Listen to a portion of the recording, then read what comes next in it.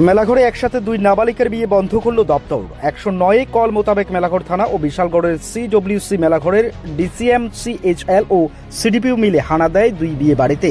প্রথম অভিযানটি চালায় মেলাঘর থানাধীন মোড়াবাড়ি এলাকায় খলিল মিয়ার বাড়িতে। তার বাড়িতে নাবালিকা মেয়ের বিয়ের অনুষ্ঠান চলছিল। এমনকি বর এসে দেখে তার বাড়িতে শিশু কল্যাণ দপ্তর সহ বিভিন্ন অফিসাররা রয়েছেন বাল্যবিবাহ বন্ধ করার জন্য। তা দেখতে পেয়ে বর গাড়ি ও বরযাত্রী নিয়ে পালিয়ে যায়। পরবর্তী সময়ে নাবালিকা মেয়েটিকে উদ্ধার করে মেলাঘর থানায় আনা হয়। পরবর্তী সময় আরেকটি বাল্যবিবাহকে আটকানোর জন্য চলে আসে মেলাঘর থানাধীন মায়ারানী চৌমনি কৈলাস নম্বর বাড়িতে। বিয়ের অনুষ্ঠান চলছিল তখন। সেখান থেকেও নাবালিকা মেয়েটিকে উদ্ধার করা হয়। উদ্ধারকৃত দুটি মেয়েকে নিয়ে আসা হয় মেলাঘর থানায়। সেখান থেকেই নিয়ে যাওয়া হয় বিশ্রামগঞ্জ ওয়ান স্টপ সেন্টারে। এই বিষয়ে আমাদেরকে জানান সিপাহীজলা জেলার সিএইচএল সুপারভাইজার সুকান্ত দাস।